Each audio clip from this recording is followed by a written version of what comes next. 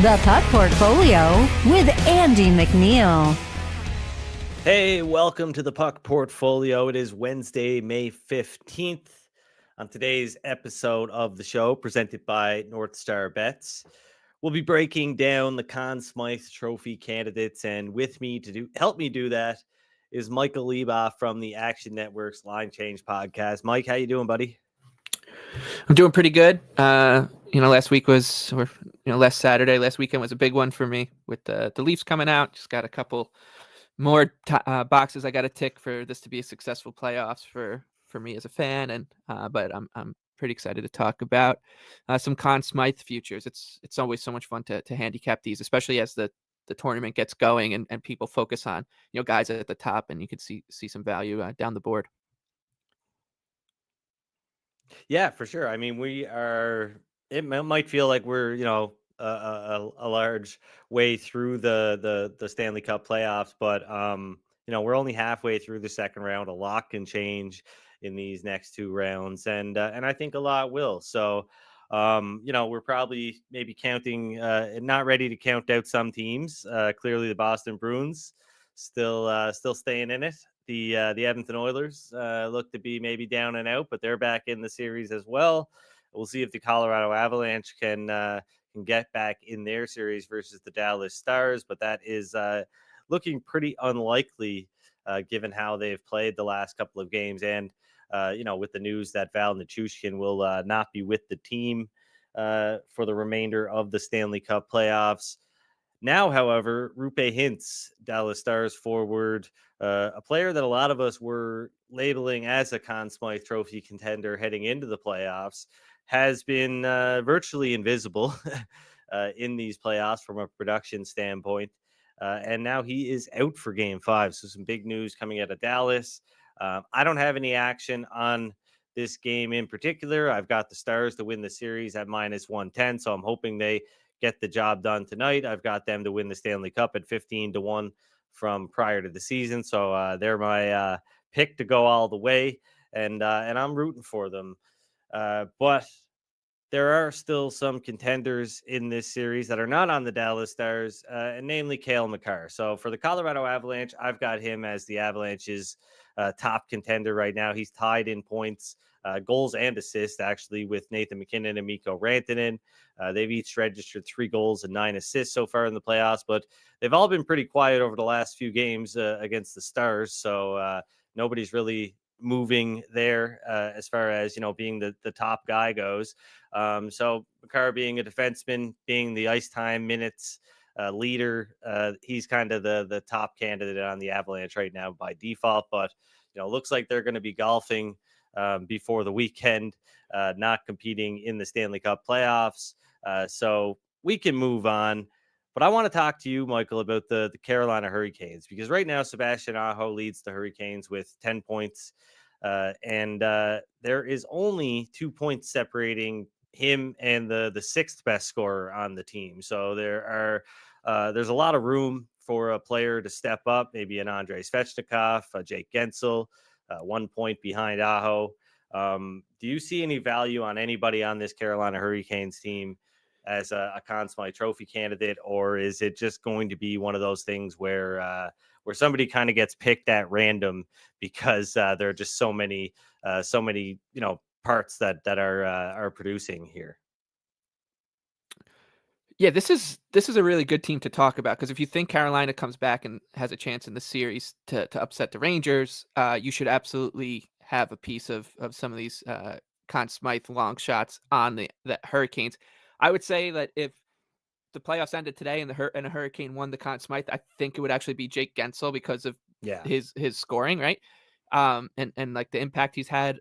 But his number is 28-1, which is like a third of the price of 2 guys that I think are actually worth a bet. One of them you mentioned, Andrei Svechnikov, who I think by the eye test has looked like maybe their most consistent forward throughout the 2 rounds. I think he's on the verge of putting up something big. And the other one is Seth Jarvis. He's 80-1. Yeah. So those would be the 2 guys that I would try to attach myself to before game 6 takes place on Thursday night. Yeah, speaking of Game 6, you had some thoughts on the Rangers money line. I mean, as much as it probably pains you to do so, do you think there's a little bit of value here on New York? I mean, based on what I've seen, and I think what everybody else has seen in this series so far, both teams have shown that they can, take over games in this series. The Canes a little bit more than the Rangers, but this has been a very closely matched series, and there's no reason to expect it to be anything but going forward. So I definitely am with you here with the Rangers money line. Yeah, I this one has been baffling me all series long because I feel like the market's been so stubborn to adjust from the initial pricing of the series with Carolina as a pretty significant favorite considering they're the road team in the series.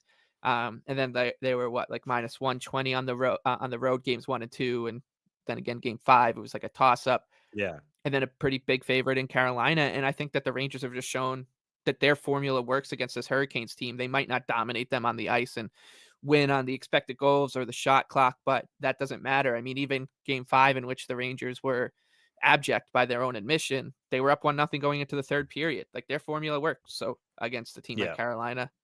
So I think, you're getting plus 140 ish out there. I think anything better than 135 is a really good bet. I would still bet it at plus 130. Right on. Yeah, I think I'm gonna end up with you on that one. Right now, I am seeing the best price in market at plus 144, but that's definitely not widely available. I'm kind of right on the borderline there of seeing some value. I think this one should be around minus 136 in favor of Carolina. So yeah, some value on the Rangers for sure. Rangers are nothing. But yeah, the Canes, they've got a decent chance of extending this one and pushing it to 7 games, which I guess, a bit of an emotional hedge on your part because you don't want to see the Rangers make the Eastern Conference Final or advance any further for that matter. But as far as the Rangers go, a guy that I'd rank pretty highly on my Conn Smythe trophy power rankings, Igor Shesterkin. He's a favorite, so it's not that attractive at plus 750. That's his current odds at NorthStar Bets, but his 922 save percentage ranks second among goaltenders, behind only Jeremy Swayman, who in all likelihood is going to be eliminated uh, from the Stanley Cup playoffs. He's allowed 3 or fewer goals in 8 out of his 9 playoff games, so he's been pretty consistent and pretty solid. Of course, 4 of those games were against the Washington Capitals.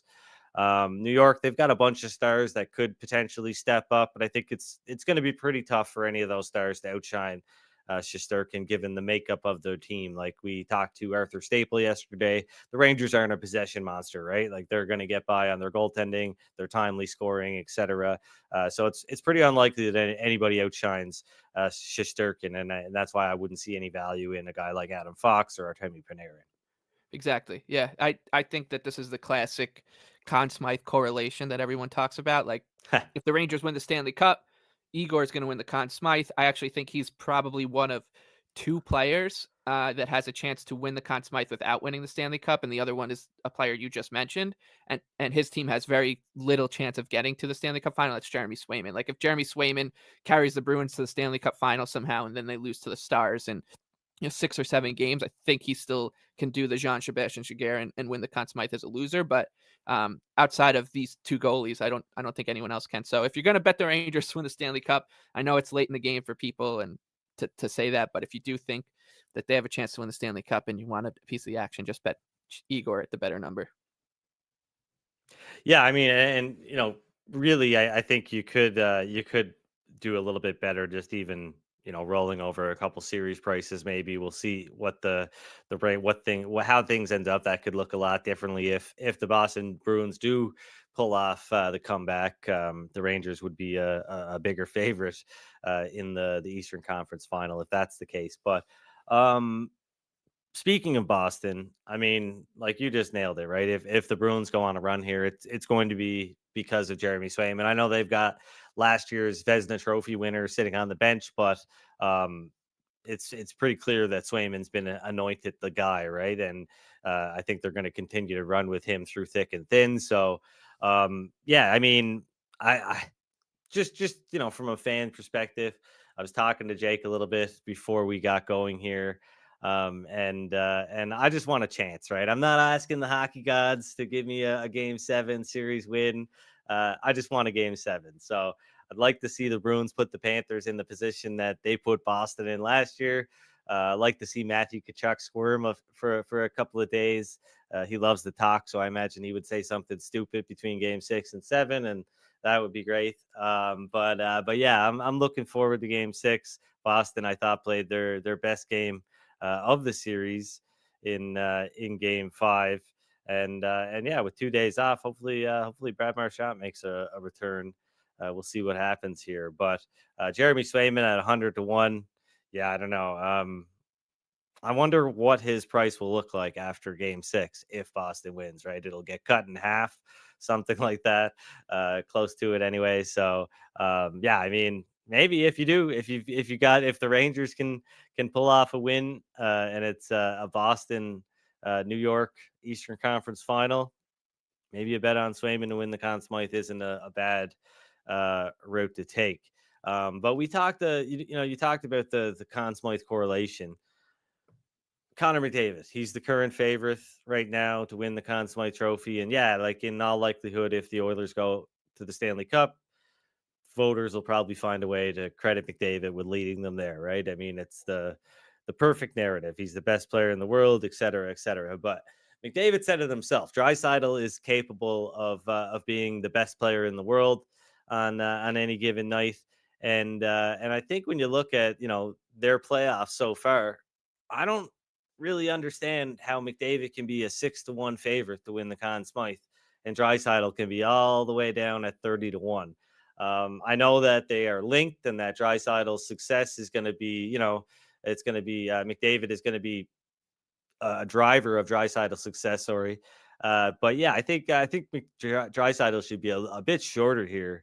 And they're likely to advance to the Western Conference Final now that the series is tied. They're a series favorite again.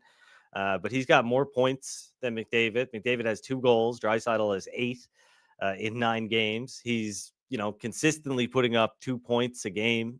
He's done so in 8 out of 9 games so far. I think there's a world where the Oilers can go on a run and McDavid can be, a 2-point per game player like he has been in the playoffs. But Draisaitl can be a little bit better, and he can blow him out of the water in terms of goal scoring, right? Like if Draisaitl finishes the playoffs with 3 times as many goals and more points than McDavid, which is where we're at right now, will he not have a fair amount of supporters? I think he would, right? I think we've seen it in the playoffs before, right? Evgeny Malkin winning, etc., right? So Yeah. I'm guessing you're on the same page. And yeah, and we saw this last year, right? Like when the Oilers were going on their run, and we all kind of came on before the playoffs. I'm not sure. I can't really speak for you, but I know for us on Line Change, we were saying like if the Oilers win, it's going to be McDavid. So just bet McDavid at the longer number. Yeah. If you're going to bet them, and we were all proven wrong right away because Draisaitl was incredible. He became the favorite to win the Conn Smythe at one point, and I don't think that this situation is all that different. So yeah, I think Draisaitl is absolutely worth a bet. He's also it's yeah, McDavid can have explosive games too, but his explosive games are going to be like 3 assists and 4 assists or whatever. Whereas Draisaitl, like if the Oilers go to the Stanley Cup final, there's going to probably be a game where he scores a couple, where he has like a hat trick or has a Yeah. bunch more multiple goal games. He's got Yeah, game winning goals, absolutely. etc. So like he's gonna have signature moments. So I think that this is Also, he's proven that he's willing to play through debilitating injuries. yes. Like that high Yeah. ankle sprain that he played through a couple of years ago, that was a bad injury to play through the way, and to Bruce, the way he did in those playoffs. And now we don't quite know what he's dealing with right now, but it's pretty much, it's widely known that he's dealing with something right now and he's playing through it. And if he does that en route to a Stanley Cup, that's gonna give him a lot of credibility as far as the voters go, I think. Yep. Yeah, I'm with you 100%. I think he's a really good bet at this number. I don't feel great about the Oilers' chances against the Dallas Stars, but at this kind of price, I think it's worth a bet. Yeah, I don't either. And so let's talk about the Dallas Stars, because you know I think this is a really interesting case here, because I mean if Dallas goes to the Stanley Cup, their resume as a team is going to be pretty impressive, right? They knocked off the defending Stanley Cup champs. They knocked off the Stanley Cup champs from 2 years ago. They'll likely have to knock off the Edmonton Oilers, the two most prolific playoff scorers of this generation, right? And then they're going to have to face off against a pretty good team, regardless of who comes out of the East. And so their run of their opponents is going to be one of the more impressive runs of any playoff team in recent memory, as far as I'm concerned. So I think right then and there, the goaltender is going to get a lot of love because, right, you shut down the defending champs, then you shut down the best offensive team in the regular season, and he is shutting them down. 1 goal in the last 2 games, a piece for the Colorado Avalanche. And then, you face off against the Oilers, assuming he shuts McDavid and Draisaitl down better than anybody else has. And then it's going to be, whatever happens in the cup final, assuming they win, is just a bonus because it's like, that's a pretty good narrative. As long as his numbers are okay, that's the narrative is pretty strong there. But then on the other hand, you've got Miro Heiskanen, right, who is having monster playoffs right now. He's leading the Stars in points, 12 points in 11 games. And he's playing, 25 minutes a night against the toughest players in the league, right? Night in, night out. And I think he's going to get a lot of love as well if that offense keeps up, and the Stars continue to be as good defensively as they've been. So at 20-1, I think I don't know. I think I'd side towards Heiskanen as opposed to Ottinger at plus 750. What do you think about that, Leboff? Yeah, I'm with you on that one, and I do think that the Stars are a team where you can absolutely make a case for buying into somebody else as well, um, outside of Ottinger, Heiskanen, and Wyatt Johnston, who are the favorites. Like I think we're like you said right off the top, we're not even halfway through the playoffs yet, right? So there's still a ton of runway for one of their best players who maybe hasn't had a monster showing yet to do so. Whether you want to make that argument for Jason Robertson, whether you want to make that argument for Rupe Hintz if it comes out that um, he's not going to be out long term, I think that's fine. And the other one, like Joe Pavelski, to me would be really interesting if you could get like a super long number on him. Um, Same goes with Stankoven. You would need triple digits on them, but both of those players could just start scoring in buckets, right? Like let's say they advance past Colorado, they play Edmonton next round. Yeah. Either one of these guys could lead them in goals the next series, and that's just the way the Stars work. Like Stankoven could score 7 goals in a 6-game series. Same with Pavelski, and all of a sudden you're asking them just to have another decent series in the Stanley Cup final, and they'll be worth a shot. Especially because Pavelski will have a really compelling narrative behind him. He really has to get going. But that's part of what you're looking for when you're trying to find value in this market is, okay, like the market has already established these 3 guys. Can anybody on the Stars overtake them? Do they have enough runway to do so? Is the number good enough to bet that they do? So those would be a couple guys that I would maybe look at. But like you said, I think I would much rather of the Stars batch right now of potential winners. It's Heiskanen for me. I think he should be honestly right up there with Ottinger in terms of their price. Yeah, I think so as well. If we were if we were talking about this in a perfect world, but there is the lazy voter, right? And I think that like I said, the narrative that, hey, this goaltender just shut down these great teams en route to a Stanley Cup is gonna be pretty strong driver for some votes for some people. So that's the only thing that scares me a little bit. But I do think Heiskanen should be up there among the favorites, not sitting at 20-1. And finally, I don't know if there are any other players that you wanted to mention that we didn't get to. Would love to hear your thoughts on that. But as far as just the top guys, the players that have kind of been labeled as their team's guy right now, I think Alexander Barkov is arguably the best bet. 12-1 at NorthStar Bets right now. I think you look at the Panthers; they're going to have a pretty good shot of going to the Stanley Cup final, regardless of who they face off against in the Eastern Conference Final, assuming they can get past the Boston Bruins.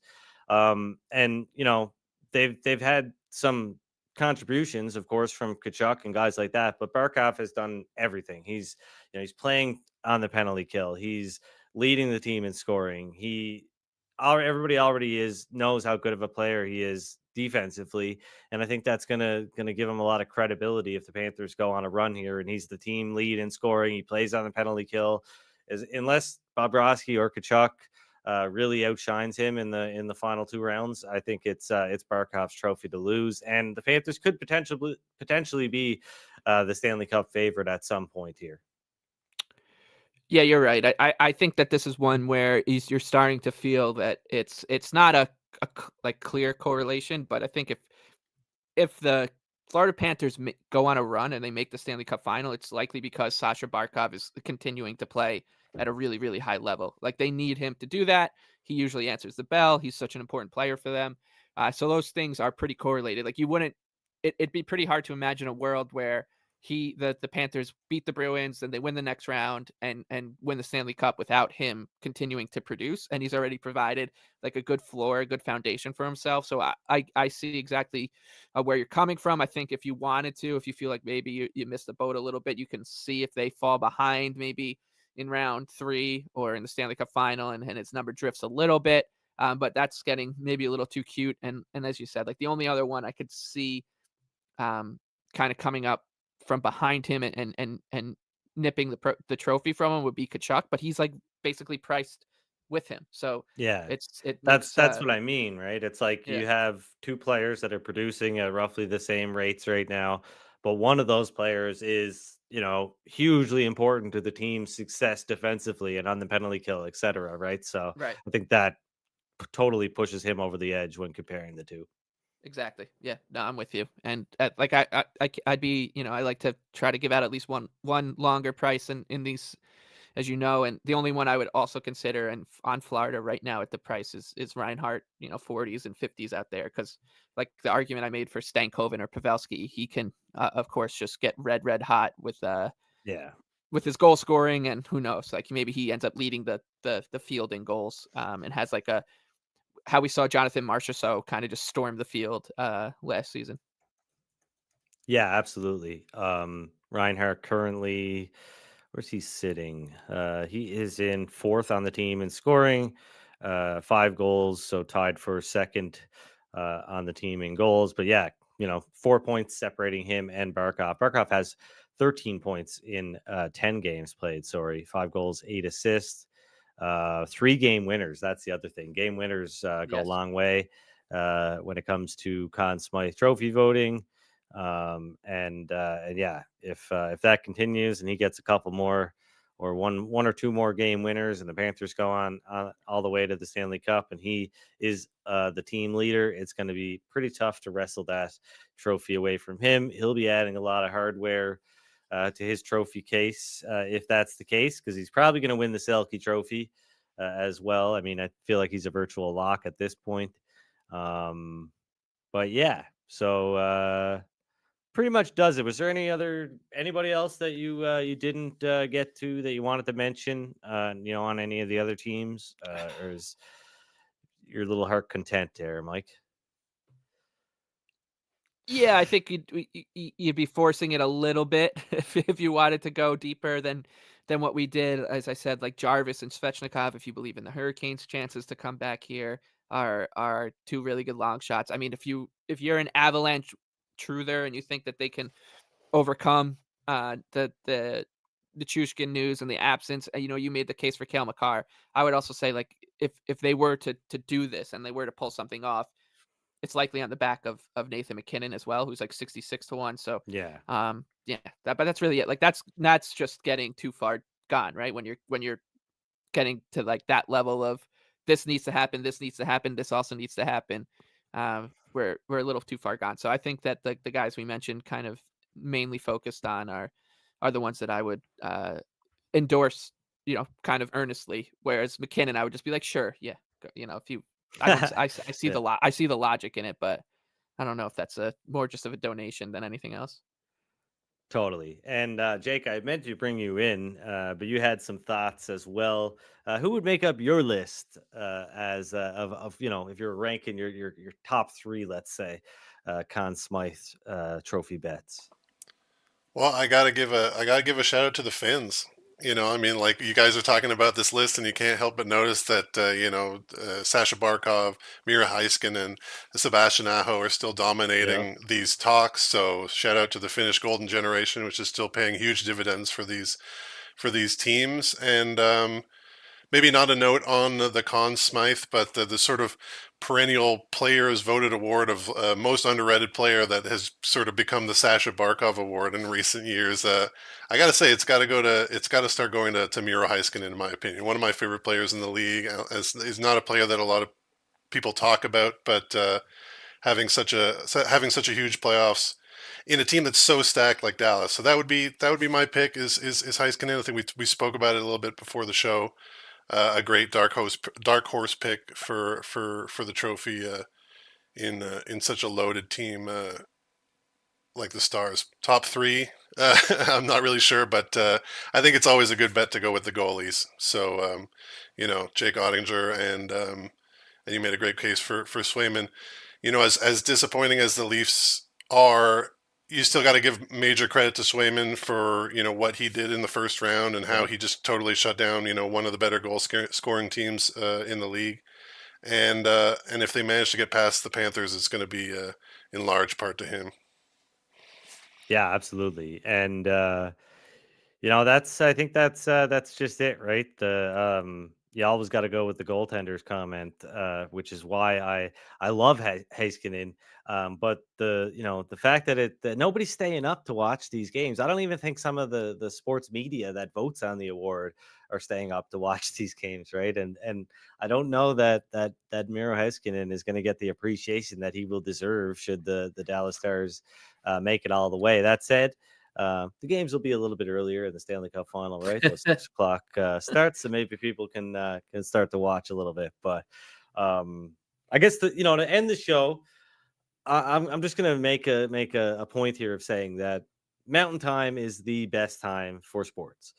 The games start at 5 o'clock, 5:30. The late games 7:30, 8 o'clock, right? The odd time during the regular season, you got a 9 p.m. start. But none of this 10, 11 p.m. business like on the Atlantic time zone. So yeah, Mountain Time for the win. You guys can, keep your Eastern time. Yeah, it's tough. It's tough during the playoffs, man, when you're staying up for all this. But I agree. I like Nick Martin on Line Changes, Mountain Time guy, and I'm so jealous of him all the time with the way his schedule pans out, especially during the playoffs. Really only jealous of his hair, but we won't get into that right now. Anyways, thanks for joining the show, Leboff. Appreciate it. Jake, thanks. Great job as always. That's it for today. Check out NorthStar Bets via the link in the description below. Subscribe to the Canada Sports Betting YouTube channel if you have not already. We'll be back on Thursday for another show. See you then. Good luck with your bets.